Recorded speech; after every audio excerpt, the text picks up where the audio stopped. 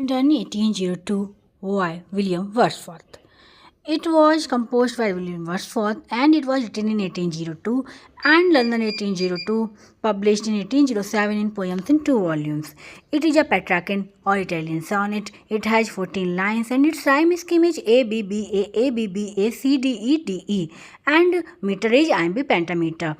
It is divided into two parts: octave first part, in which problem or complaint, and second is the sestet, last six line. In this part there is solution or praise.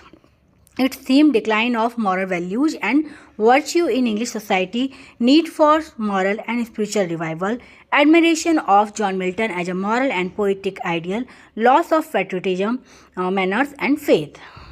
Now we start its summary. The poem begins with an apostrophe. Wordsworth directly addresses John Milton, wishing he were alive again because England needs him. The poet believes that Milton's soul and principles could save the nation. He laments that the English people have become selfish and morally degraded. They have lost their nobility, manners, freedom, and religion.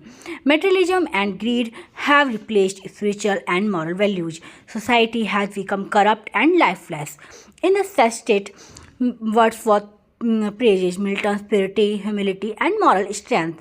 Milton's soul was like a star, shining in isolation yet guiding others. He lived with cheerful godliness, maintaining inner peace and virtue in both private and public life.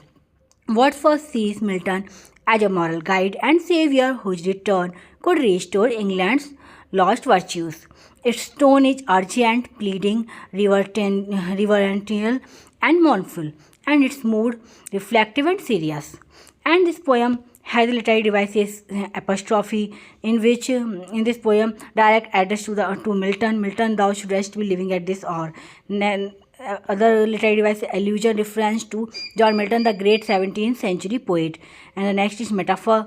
Thy soul was like a star, compares Milton's soul to a star. Personification, England is personified. And imagery, visual and spiritual imagery to describe Milton's purity and England's decay.